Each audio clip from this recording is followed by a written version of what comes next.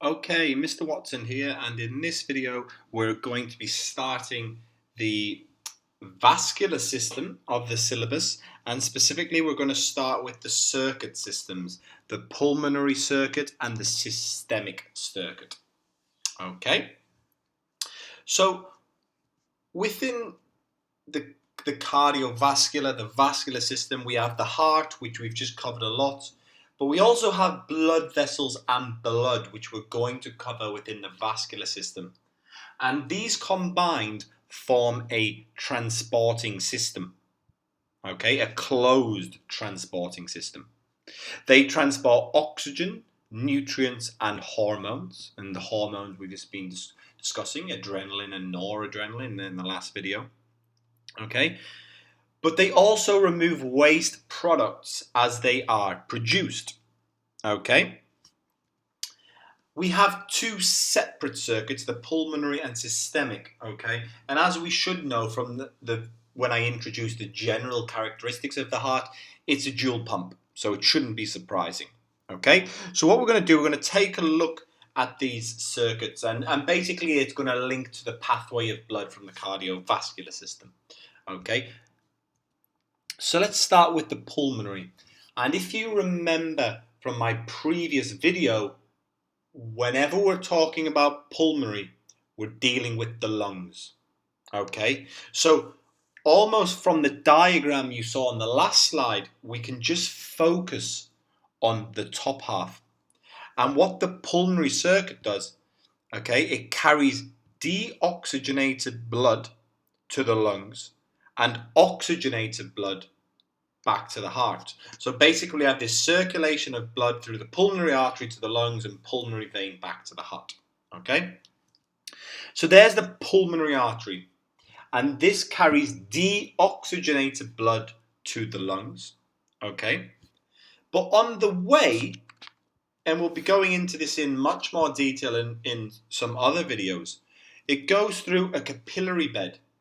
And this capillary bed, this one's a capillary bed of the lungs, okay, is where gaseous exchange occurs, okay.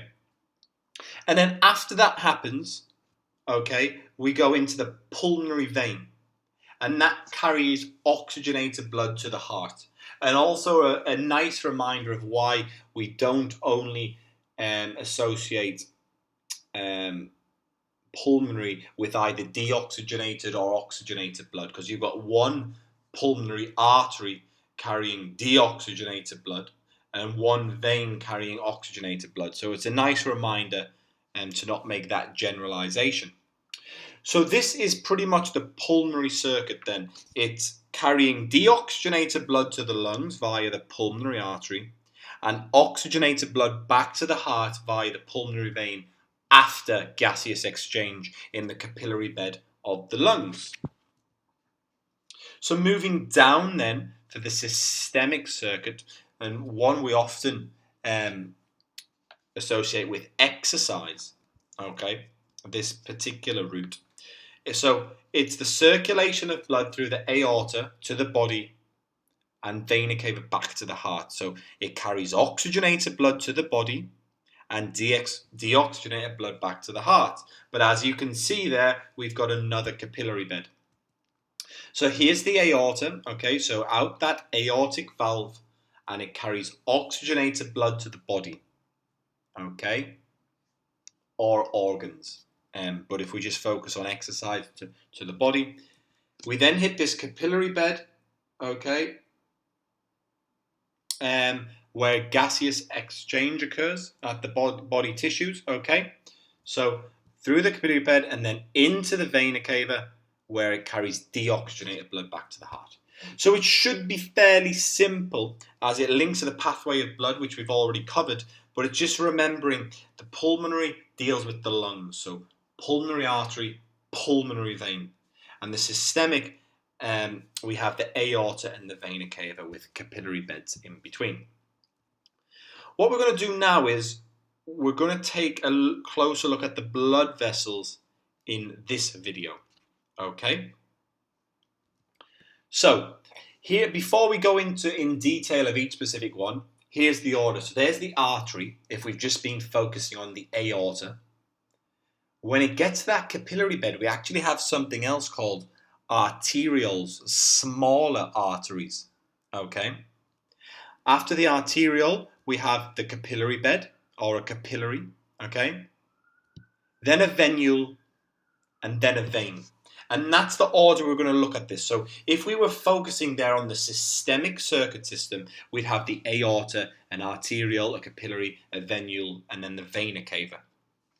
So let's take a look at some of these characteristics and their structures of these blood vessels. So arteries, okay? Now here, I remember, we don't generalize. Arteries don't always carry oxygenated blood. This statement has context. So arteries transport oxygenated blood away from the heart, so the muscles and organs. So we're being specific here. We're talking about the aorta because we're on the systemic side of the system. So the main artery is the aorta. They carry blood under high pressure. So when all that blood is ejected from the left ventricle, and as we know, when we exercise, we have a more forceful contraction, okay, all of the blood is traveling down that main artery, so it's under high pressure. It has a thick wall. It has a large layer of smooth muscle, okay, and elastic tissue, so that it can smooth and cushion that blood flow, okay. And actually, arteries, that smooth muscle and elastic fibers can stretch, and then they recoil back in. So they might stretch to allow all of the blood to pass through, but they recoil back in. Okay, so it tries to cushion and smooth the blood flow. So arteries have a large layer of smooth muscle. Okay. They also have a narrow lumen, and this is that circular part in the middle to help maintain blood pressure. Okay, and as you'll see, these features change within capillaries and veins, etc. So there's some main functions of the arteries. Now, arterioles. This is where the blood subdivides. Okay, so all of the blood's been flowing through the aorta, and then it's going to subdivide and either go to the muscles or specific organs, okay? And we'll talk about that more in a vascular shunt video. But basically, the blood will slow. So arterioles slow blood flow because it's going over a larger surface area, a larger cross-section of blood. So there's the aorta, and these are our arterioles, okay? These other branching off, okay? It subdivides the blood. But arterioles also have a large layer of smooth muscle, just like arteries. And what this smooth muscle allows arterioles to do, just like arteries, is vasodilate and vasoconstrict. Now, what vasodilate means is it means the widening of arterioles or arteries. Okay, it means that the blood vessel widens to maximize blood flow. Vasoconstrict is the opposite. It's the narrowing. So that lumen gets narrower, okay, of the either in the artery or the arterioles to limit blood flow. And we'll also have another part, but we'll go into that more in the vascular shunt video. So what they really do, these arterioles, they regulate blood flow and control blood pressure because the blood divides, okay, it goes over a larger cross section and it ends up controlling blood pressure. Now into the capillary bed. So it's just passing through the arterioles, okay? And what the capillaries do is they bring the blood slowly into close contact with the muscle and organs for gaseous exchange. The blood cannot go rushing through. It must arrive slowly for efficient gaseous exchange to occur. And the capillaries, if we look at one here closely, you can see in that diagram, their walls are composed of a single layer. They're basically one cell thick. The walls are a single layer.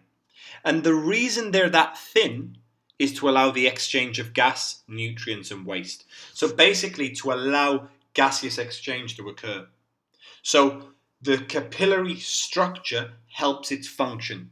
Its structure is it's one cell thick, its walls are a single layer to allow gaseous exchange. Now we move on to veins. Okay. Now, veins, remember, this has got context in this statement. Veins transport deoxygenated blood to the heart from the muscles and organs. So we must be talking about the vena cava because we're talking about the systemic system. Okay? The blood is moving a lot slower than when it was first ejected out of the left ventricle. Okay? Because as we know, the capillary has just slowed the blood flow, as did the arterioles and as did the venules, which we'll come on to in a moment. So the blood is moving at a slower rate and lower pressure. And actually, the veins have mechanisms to help venous return. And we'll go on to that in another video also. But let's look at what the specific structure of the veins are. And we have a thinner wall of smooth muscle. Veins venodilate or venoconstrict, not vaso, veno. So, but their muscle is smaller, okay? And it just maintains the blood, the flow of blood towards the heart, okay? So that small layer allows venodilate and venoconstrict. If you notice, the lumen is much wider, okay, to maintain that blood pressure. And as we know, we want to maximize venous return when we're exercising. So we have a nice wide lumen. But you'll see something in the middle of that lumen. And this is a valve, okay? It's a one-way pocket valve. And as we know, like the heart, the valves prevent the backflow of blood, okay? The valves prevent the backflow of blood. So finally, let's take a look at the venules, okay? Venules, probably should have done this before veins, to be honest, but we'll keep going. The venules, leaving the capillary bed, reconnect to form veins. Okay, so this would happen before the vena cava, which I've just explained. Okay, but quite similar to veins. Okay, they have a small layer of smooth muscle. The venules can also venodilate and venoconstrict. Okay, and that is the same thing to maintain slow blood flow and control blood pressure. However, because this blood is going to be largely moving against gravity back to the heart, if the blood was coming from the legs and all of the other lower body muscle regions, the heart's quite high up if we picture it in that sense, we need mechanisms, and I will cover that in another video that helps get this blood back to the heart, i.e. increase venous return. Okay, so let's summarize then. Okay, so there's some blood leaving the aorta. This is the systemic circuit system. Okay, down the aorta we get to the arterioles.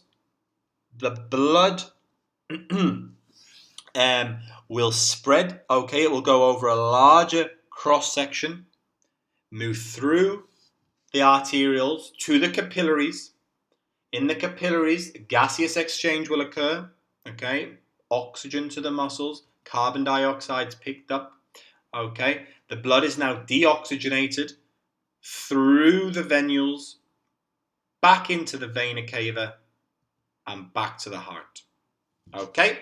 So that is covering two things there. That is the pulmonary and systemic circuit, and just introducing the blood vessels and how their structures help with the transportation of blood. Okay, thank you.